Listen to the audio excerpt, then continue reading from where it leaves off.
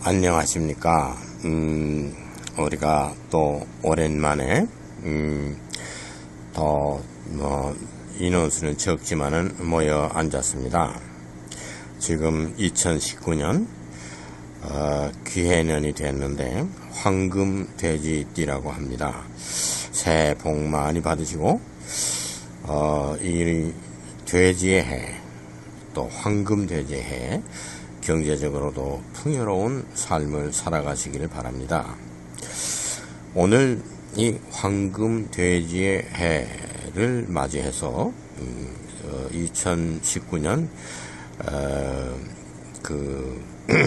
신년에 관한 그런 메시지로 생각해서 금에 관한 이야기를 하려고 합니다.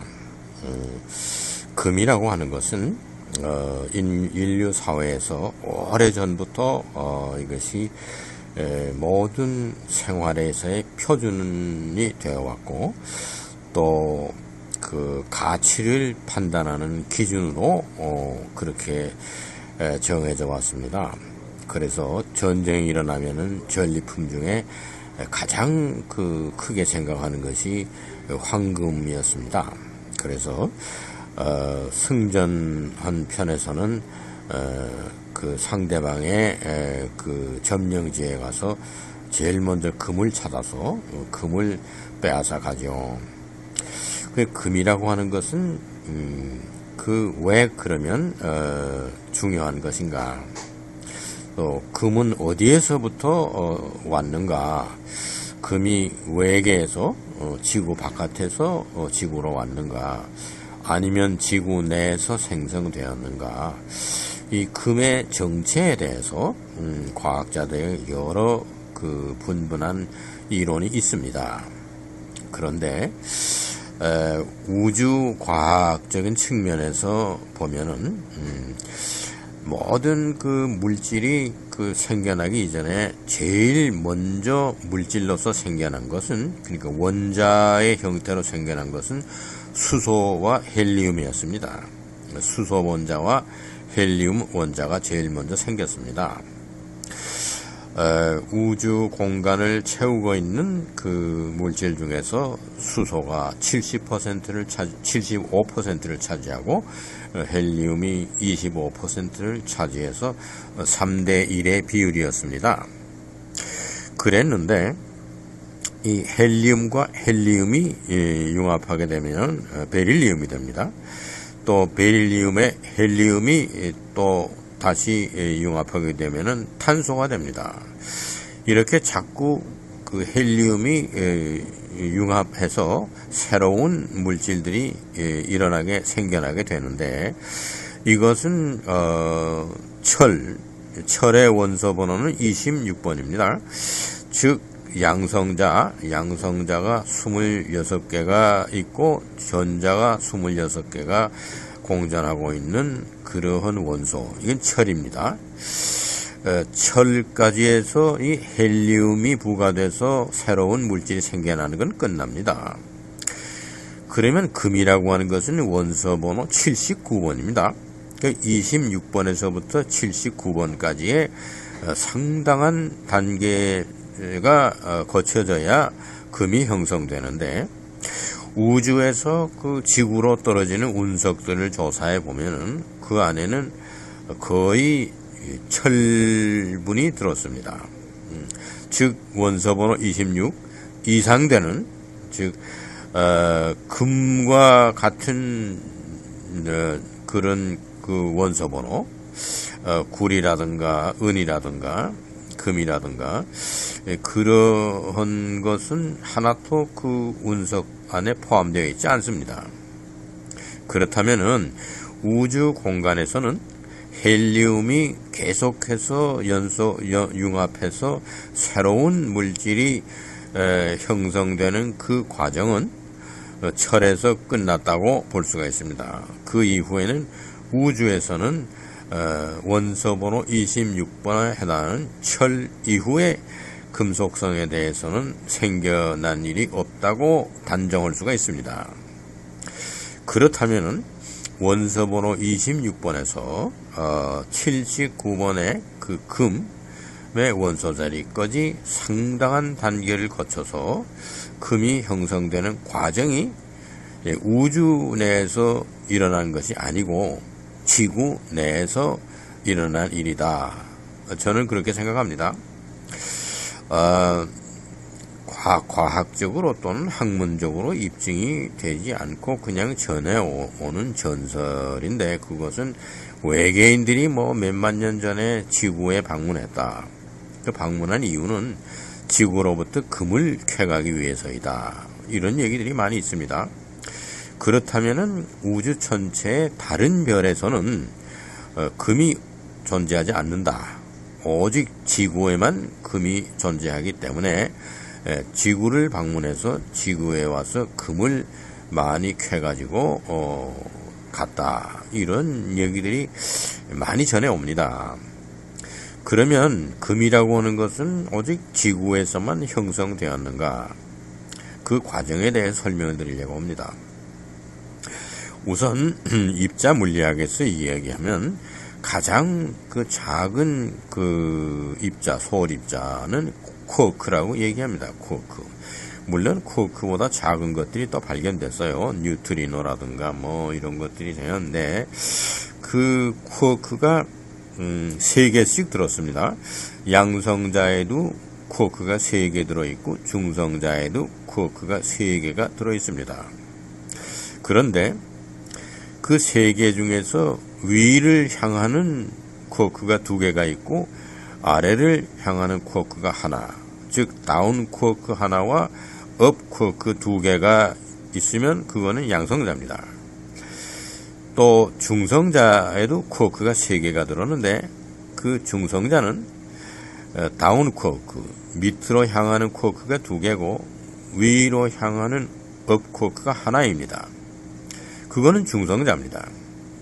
그러면 철, 즉 26개의 프로톤, 양성자로 인해서 철이 형성되는데, 그 철에게 중성자가 와서 붙어가지고 많은 중성자들이 함께 붙어서 상당히 핵이 크고 무거워지는 그런 철이 압력을 받고 또 아주 온도가 높아지고, 그래서 장구한 세월이 지나가면, 몇 억 년이 지나가면은 중성자의 밑을 향하는 쿼크, 다운 쿼크가 2개가 있고 업 쿼크가 1개가 있는데, 그 2개의 다운 쿼크 중 하나가 방향을 바꿔서 위로 향하는 업 쿼크로 변하게 됩니다. 그러면 그거는 중성자가 양성자로 변하죠. 이런 것이 무거운 중성자가 많이 붙어 있는 철의 원소 번호는 26번입니다. 양성자가 26개입니다. 거기서 중성자들이 지구의 환경 변화와 장구한 세월을 통해서 중성자가 양성자로 바꿔지게 되면은 양성자 개수가 늘어납니다. 따라서 철의 속성이 변하게 됩니다.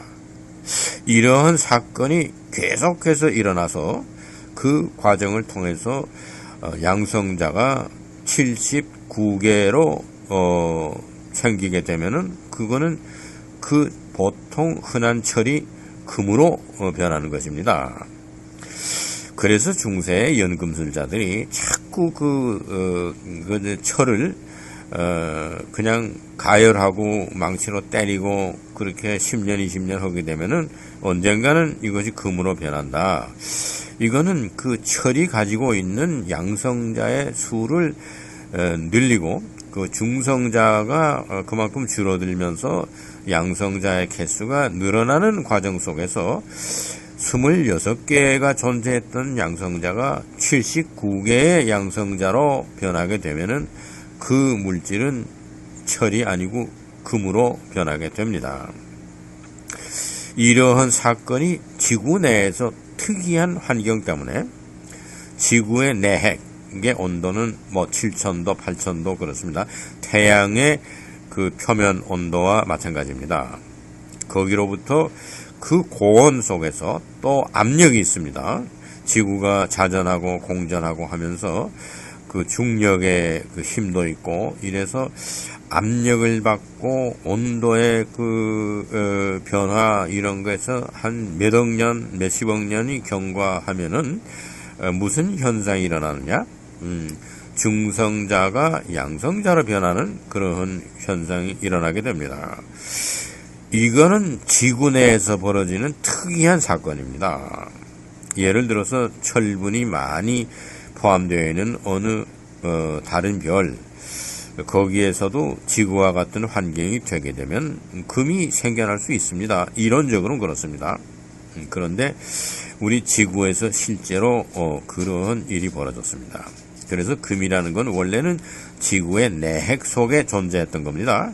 용해된 그 금의 그 액화 상태 금, 그것이 지구 내핵 속에 깊은 데 있다가 화산이 분출하면서 용암이 지구 표면으로 나올 때 그 용해됐던 금 성분이 함께 따라서 올라와서 산 밑에 그 금의 광맥을 형성하기도 하고, 또는 아주 표면으로 올라와서 그 모래들 속에 묻혀서 시냇물을 따라서 내려오면서 그 미국의 콜로라도의 덴버가 유명합니다. 사금으로. 그래서 물이 흐르는 데다가 소쿠리 같은 걸 대면은 모래가 거기 막 담기는데 그 모래 안에 금덩어리들이 많이 존재합니다. 그래서 사금.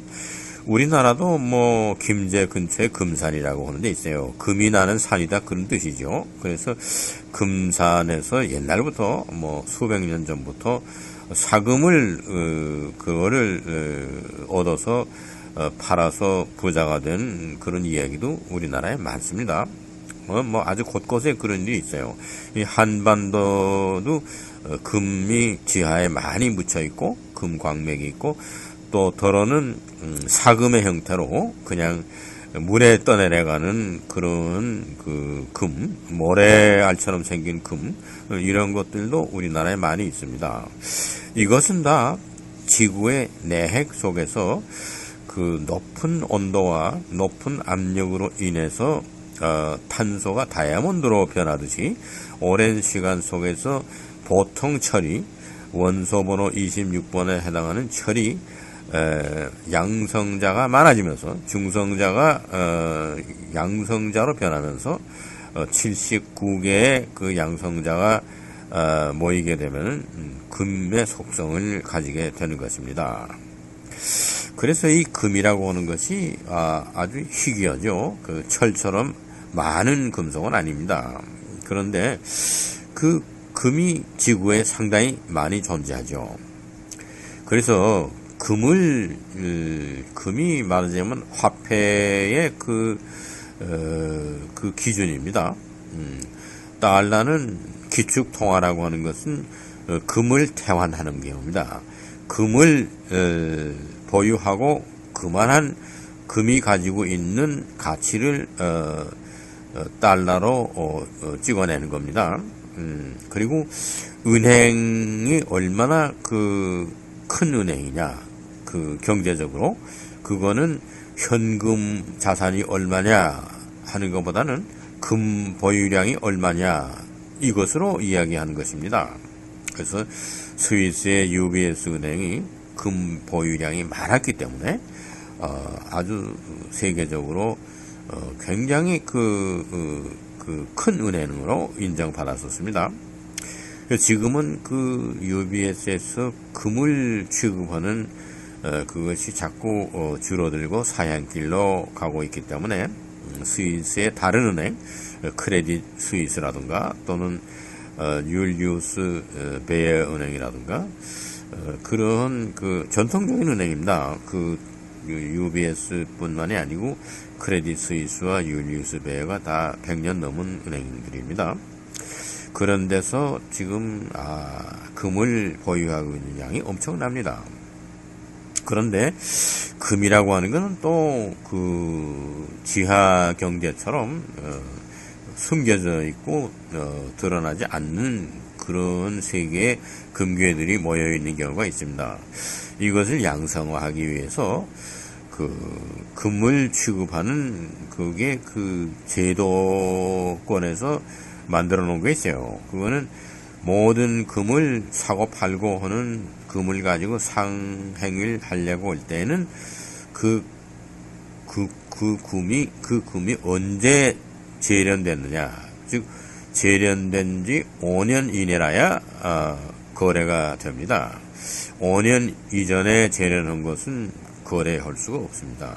그렇기 때문에 그냥 금을 오랫동안 지하에 보유하고 있다, 몇십 년 동안 그것을 양성화해서 현금화해서 그거를 팔겠다 할 때는 재련한 지가 5년 이상이 됐기 때문에 그게 거래가 안 되는 겁니다. 그러면 우선 재련부터 다시 하고 언제 재련을 했다고 하는 증서를 거기 첨부해야만 금을 가지고 상거래를 할 수 있습니다. 이것이 런던 불용 마켓 어소시에이션 LBMA라고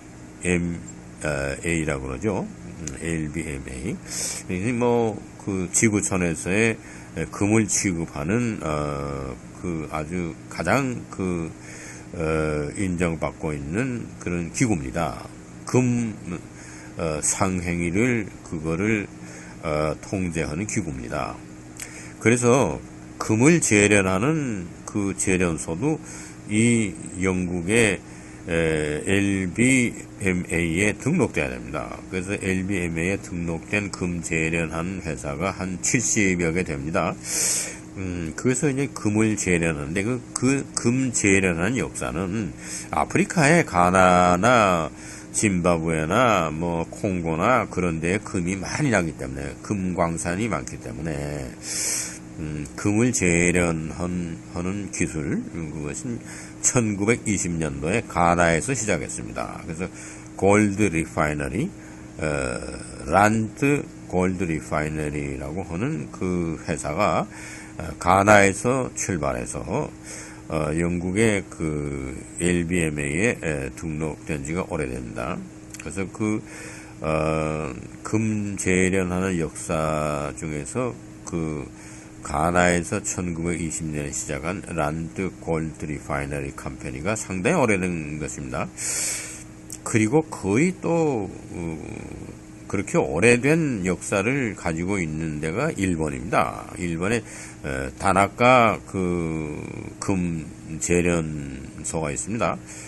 골드 리파이너리. 이 다나카는 또 필리핀에 와서 2차 대전 중에 나치 독일과 함께 금 재련을 필리핀에서 많이 했어요. 그렇게 가지고 남아메리카로 가지고 왔습니다. 그래서 일본은 페루로 재련되는 금을 가지고 가고, 독일은 또 아르헨티나로 가지고 가고, 이탈리아는 베네수엘라로 가지고 왔습니다. 그래서 1941년도에 주축 동맹 맺고 난 이후서부터 이탈리아, 독일, 일본이 남아메리카의 페루와 베네수엘라와 아르헨티나로 금을 아주 순도가 높은 9.999 소수점 아래 4자리까지 되어 있는 아주 순도가 높은 금괴들을 전쟁하는 도중에 2차 대전 중에 페루와 베네수엘라와 아르헨티나로 잠수함에 실어서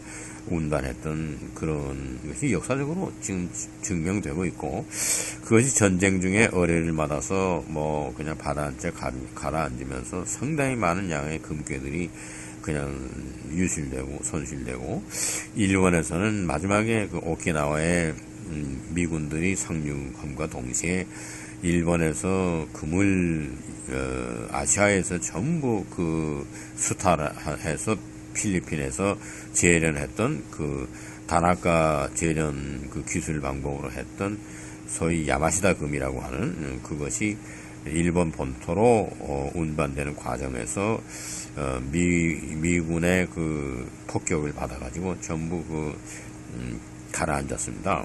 그래서 거의 우리나라의 부산, 제주도 근방에 일본 사람들이 운송하는 도중에서 일본 본토로 가지 못한 금들이 많이 그 밑에 가라앉아 있다고 하는 이야기가 있습니다.